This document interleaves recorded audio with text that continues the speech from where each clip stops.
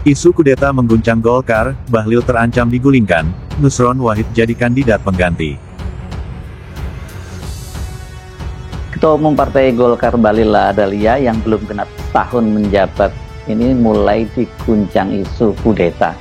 Dia dikabarkan bakal didongkel dari singgasananya melalui Munaslup Partai Golkar, dan yang akan menggantikannya itu katanya adalah politisi Partai Golkar yang sekarang juga menjadi menteri di kabinet, yakni Menteri ATR Kepala BPN Nusron Wahid. Isu itu menjadi menarik di tengah spekulasi mulai makin merenggangnya, bahkan ada juga yang menyebut bahwa mulainya Prabowo meninggalkan Jokowi itu menyusul keputusan Presiden Prabowo memberikan abolisi dan amnesti kepada Thomas Lembong, mantan Menteri Perdagangan era Jokowi, dan kemudian juga amnestinya kepada Sekjen DPP PDIP Hasto Kristianto. Padahal kan keduanya baru saja divonis kalau Tom Lembong itu 4,5 tahun dan Hasto 3,5 tahun penjara oleh Pengadilan Negeri Tipikor atau tindak pidana korupsi di Jakarta Pusat. Banyak yang menuding vonis itu adalah order dari Jokowi. Nah, karena kemudian dibatalkan oleh Prabowo, ya ini berarti pertanda ya bahwa Prabowo tidak lagi bawa bayang-bayang atau bahkan dikendalikan oleh Joko Widodo. Munaslup Golkar ganti Bahlil, Istana sudah beri restu. Isu Munaslup Golkar kembali mencuat. Kabar yang beredar menyebut Istana sudah merestui Ketua Umum Bahlil Lahadalia diganti. Dorongan agar Bahlil diganti menguat lantaran dia terlalu Jokowi, yang oleh kalangan internal mulai dianggap aib. Golkar dihitung terbenam jika tetap di bawah kendali Bahlil karena terus-terusan menjadikan beringin penopang Jokowi yang bukan lagi presiden. Lagi pula siasat Bahlil sebagai menteri kerap merusak citra pemerintah, diantaranya skandal Raja Ampat, larangan menjual LPG 3 kg, dan intrik-intrik lain yang sudah banyak diketahui umum. Informasi yang diterima redaksi, restu disampaikan gamblang kepada Nusron Wahid, politikus Golkar yang juga Menteri ATR atau Kepala BPN. Nusron dipanggil menghadap Hambalang dan Munaslup mengganti Bahlil Golkar 1 digelar sebelum ganti tahun. Nah, sejumlah pengurus DPP Partai Golkar dan bahkan ada DPD, kemudian organisasi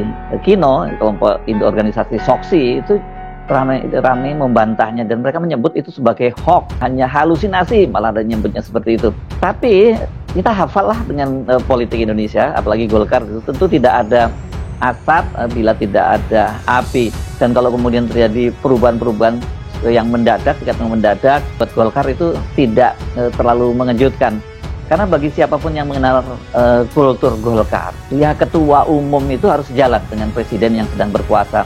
Pernah ada masanya sempat menjadi oposisi, ya, tapi nggak bertahan lama Golkar kalau berada di oposisi. Karena kalau sudah tidak lagi sejalan, apalagi kemudian berhadapan dengan presiden yang sedang berkuasa, ya harus siap-siap didongkel. Golkar ini kan dia menyatakan sebagai partai karya. Doktrinnya itu kan menjadikan doktrin kekaryaan itu sebagai justifikasi untuk mereka itu harus selalu berada di pemerintahan. Bagaimana mau berkarya kalau kemudian menjadi oposisi? Kira-kira seperti itu ya, yang doktrin yang menjadi justifikasi dari Partai Golkar. Jadi jatuh bangun seperti apapun, Partai Golkar harus ada berada di kekuasaan. Kalau toh sempat ada di posisi hanya di oposisi hanya bertahan sebentar dan kemudian juga mesti masuk di kekuasaan, dan itu artinya ketua umumnya juga harus diganti. Dan melihat fakta-fakta yang ada, pasti akan berkata bahwa tidak ada alasan baik konstitusional kepartaian maupun dari sisi prestasi maupun dari sisi kepemimpinan yang bisa dijadikan alasan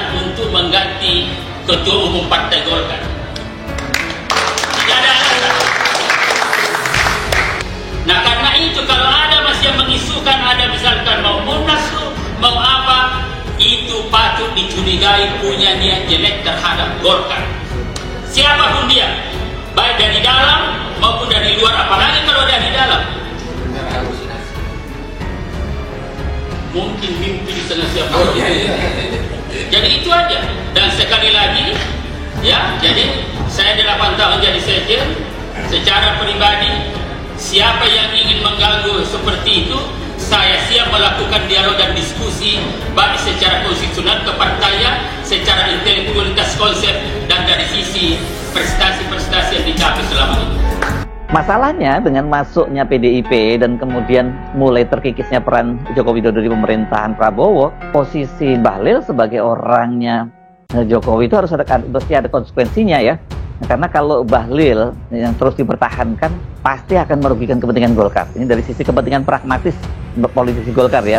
Dan kalau itu yang terjadi pasti kader Golkar ya siap beramai-ramai mendongkel Bahlil. Selain posisi Jokowi mulai goyah dan tidak sepenuhnya powerful, Jokowi kan juga ini sudah mulai bersiap-siap all out, sebagaimana dia dikatakan membesarkan Partai Gajah Merah, kalau bukan PSI, sebagaimana dia nyatakan saat pembukaan Kongres PSI di Solo. Bahlil akan segera dilengsarkan dari kursi Golkar 1. Ya, ini gosip-gosip politik yang seru nih. Karena apa? Isu munaslup Golkar makin mencuat. Apalagi sudah dikatakan bahwa Nusron Wahid dipanggil Hambalang dan kemudian Hambalang merestui agar Bahlil diganti. Kira-kira kenapa alasannya Bahlil akan diganti dengan ketua yang baru? Pertama, karena dia terlalu Jokowi. Sudah kita jelas sama-sama bahwa dia adalah proksinya Jokowi.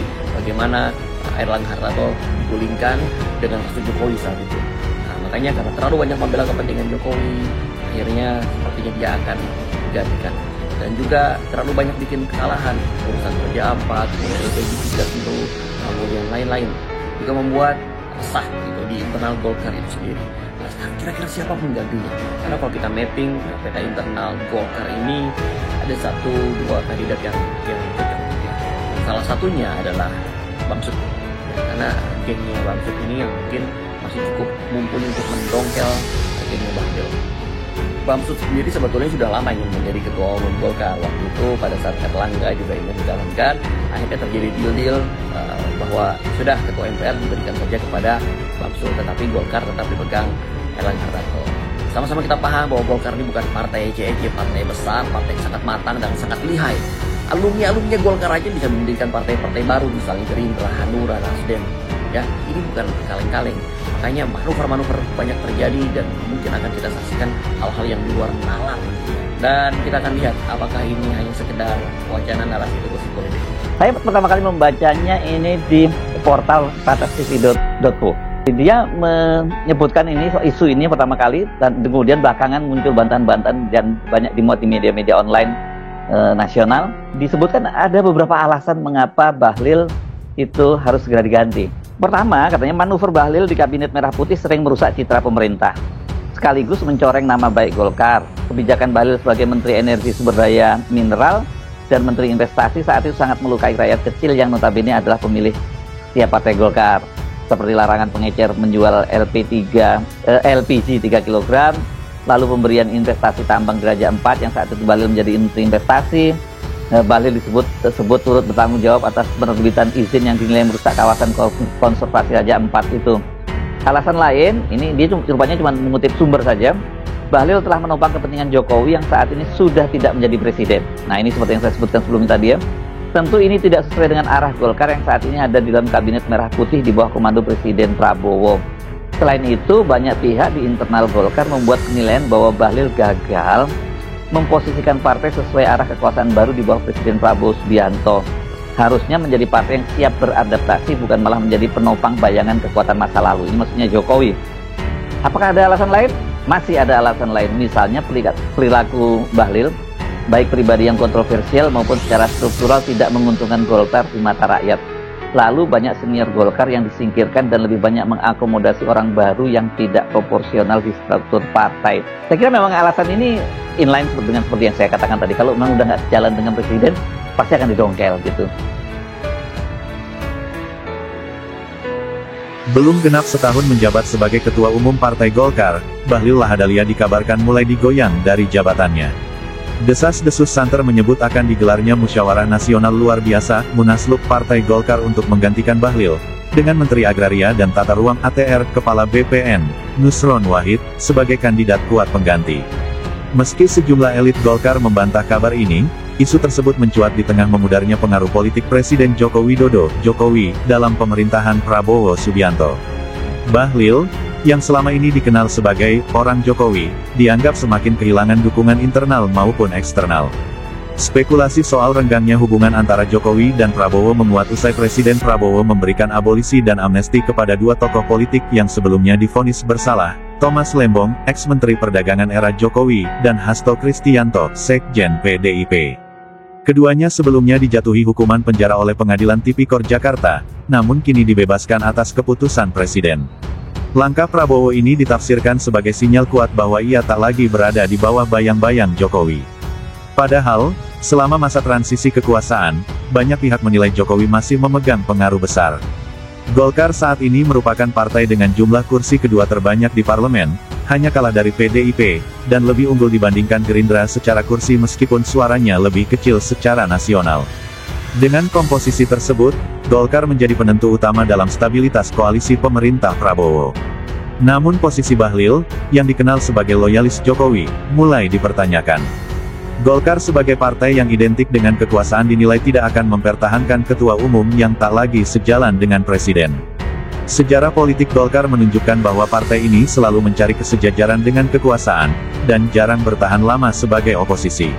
Oleh sebab itu, suara-suara yang mendorong Munaslup dianggap logis secara doktrinal dan strategis.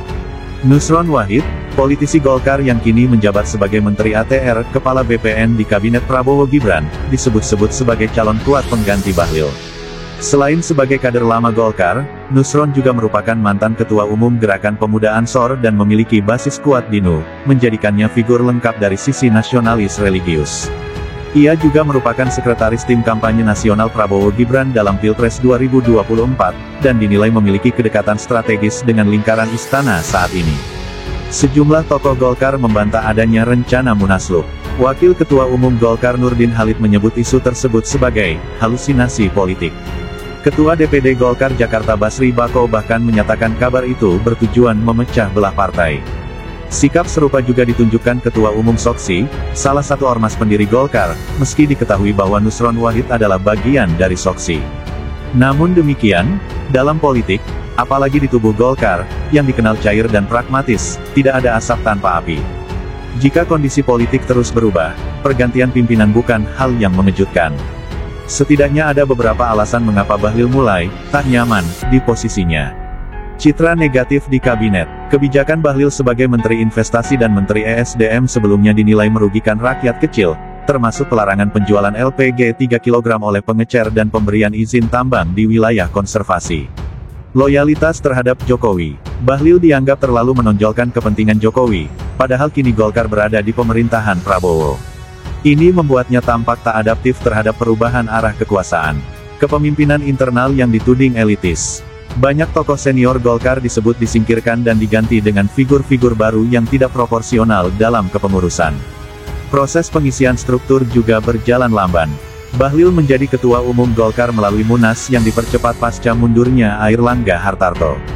Proses tersebut dinilai syarat tekanan politik, bahkan disebut sebagai hasil kompromi demi menyelamatkan Airlangga dari jerat hukum kasus korupsi minyak goreng. Jika Nusron Wahid benar-benar mendapat restu dari istana, maka kekuatannya nyaris tak terbendung. Dengan sokongan NU, Soksi, dan kedekatan dengan Presiden Prabowo, peluangnya merebut kepemimpinan Golkar sangat besar. Sebaliknya, Bahlil makin terisolasi seiring melemahnya pengaruh Jokowi, apalagi jika Jokowi benar-benar mengambil peran formal di PSI sebagai Ketua Dewan Pembina, seperti yang diisyaratkan oleh Ketua Umum PSI, Kaesang Pangarep. Pergantian Ketua Umum Golkar bukan semata soal internal partai, melainkan menyangkut konfigurasi kekuasaan nasional. Jika Bahlil digantikan oleh Nusron, maka Prabowo akan memegang kendali 3 kekuatan utama parlemen, Gerindra, PDIP, dan Golkar. Sementara Jokowi, dengan pengaruh yang makin menyusut, hanya akan menggenggam PSI, partai yang belum masuk 5 besar. Situasi ini menunjukkan bahwa politik Indonesia pasca 2024 sedang memasuki babak baru. Golkar, seperti biasa, tetap menjadi pion utama dalam dinamika kekuasaan. Sumber, Poros Jakarta.